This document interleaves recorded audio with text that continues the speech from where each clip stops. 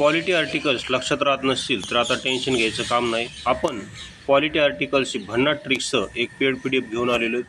ही paid PDF जर तुम्हाला हवी असेल तर तुम्ही 84 21 90 83 84 या नंबरवर संपर्क करू शकता. तसेच तुम्हाला आणखी ट्रिक्सचे डेमो पाहिजे असतील तर आपले MPSC बाबा ट्रिक्स या नावानं टेलिग्राम चॅनल आहे, ते जॉईन करा. MPSC बाबा ट्रिक्स. ओके. आता नुकतीच कंबाईन ग्रुप C 2024 झाली 1 जूनला. त्याला प्रश्न आला होता की राष्ट्रपतीची अर्हता किंवा पात्रता हे राष्ट्रपतीच्या पात्रतेसंबंधी कोणतं कलम आहे, तर असा प्रश्न आला होता. तर त्याचं योग्य आन्सर आहे पहा 58. तर याची ट्रिक्स आपण आपल्या PDF मध्ये काय केलेली होती पहा. तर 58ची ट्रिक्स अशी आहे की आठवल्यांमध्ये राष्ट्रपती होण्याची पात्रता आहे, अशी आपली ट्रिक्स होती. आठवल्यांमध्ये राष्ट्रपती होण्याची पात्रता आहे. पहा, राष्ट्रपती होण्याची पात्रता कोणामध्ये, तर आठवल्यांमध्ये. आपली ट्रिक्स काय आहे पहा, आठवल्यांमध्ये राष्ट्रपती होण्याची पात्रता आहे. पहा, राष्ट्रपती होण्याची पात्रता कोणामध्ये, तर आठवल्यांमध्ये, म्हणजे रामदास आठवल्यांमध्ये राष्ट्रपती होण्याची पात्रता आहे, अशी आपली ट्रिक्स आहे. आता आठवले असं का म्हणलं मी, कारण पहा हे 58 आणि आठवले, 58 आठवले, हे जे 58 आहे याला देवनागरीत लिहिलं तर असं अक्षरी भाषेत हे असं 58 आणि आठवले, 58 आठवले, 58 आठवले, असं काय होतो, दोन शब्दाचा यमक जुळतो. आता मी तुम्हाला संपूर्ण राष्ट्रपती आर्टिकल्स ट्रिक्सचं कसे लक्षात ठेवायचे ते सांगतो.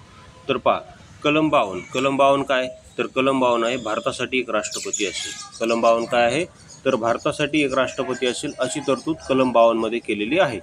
तर याला आपण ट्रिक्सनुसार कसं लक्षात ठेवलेले पहा. याची ट्रिक्स काय केलेली आपण पहा.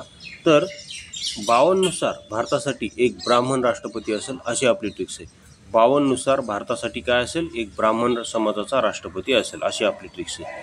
ब्राह्मण समाजाचं असं का म्हणलं, कारण पहा 52 ब्राह्मण, 52 ब्राह्मण असा काय होतो, इथे यमक जुळतो. 52 ब्राह्मण, 52 ब्राह्मण असा इथे यमक जुळतो. ओके.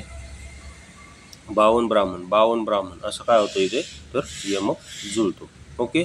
तर ते असं लक्षात ठेवायचं. जसं तिथं आपण आठवले, जसं तिथे आपण आठवले आणि 58, आठवले आणि 58 असा यमक जुळवला कलम 58 मध्ये, तसं 52 मध्ये 52 इज इक्वल टू ब्राह्मण असा, किंवा ब्राह्मण इज इक्वल टू 52 असा यमक जुळवायचा. कारण भारतासाठी एक ब्राह्मण समाजाचा राष्ट्रपती असेल असं आपण म्हणायचं. ओके. आता समजा तुम्हाला कोणी विचारलं, तर तुम्हाला कोणी विचारलं सांग बरं की राष्ट्रपती संबंधित तरतूद ही घटनेच्या कोणत्या कलमामध्ये दिलेली आहे, किंवा कोणत्या कलम, तर अशा प्रकारे कलम 52 लक्षात ठेवता येईल. आता मी पुढच्या काही ट्रिक्स दाखवतो. तर पहा, आता कलम 57 महत्त्वाचं आहे, परत 57 दाखवतो. आता 55 आणि 54 मध्ये थोडासा फरक आहे, पाहून घ्या तुम्ही. 54 मध्ये काय आहे, तर राष्ट्रपतीची निवडणूक दिलेली आहे आणि 55 मध्ये त्याची पद्धत दिलेली आहे. फक्त एक शब्द बदललेला आहे, दोन्हीमध्ये कन्फ्यूज होऊ नका. 54 आणि 55 मध्ये. 55 मध्ये राष्ट्रपती निवडणुकीची पद्धत दिलेली आहे. पद्धत जर शब्द आला, पद्धत कोण्या याच्यात दिलेली, तर 55 सांगा, आणि नुसती निवडणूक म्हणलं तर 54 सांगा. त्यानंतर 56 पहा. 56 आहे राष्ट्रपतीचा कार्यकाळ. हे महत्त्वाचं नाही, याच्यावर प्रश्न आलेला नाही. 57 वर प्रश्न आलेला आहे. 56ची पण आपण ट्रिक्स केलेली, ती पाहून घ्या तुम्ही. पण 57ची महत्त्वाची पहा, कारण 57 वर प्रश्न आलेला आहे. तर 57 काय पहा, की राष्ट्रपती पुनर्निवडणुकीस किती वेळा पात्र ठरतात. राष्ट्रपती परत निवडणुकीस किती वेळा पात्र ठरतात. तर याची ट्रिक्स काय केलेली पहा आपण. याची ट्रिक्स अशी आहे की भारतीय स्त्रिया म्हणतात की मला 7 जन्म, काय, मला 7 जन्म आणि जन्मोजन्म एकच पती पाहिजे.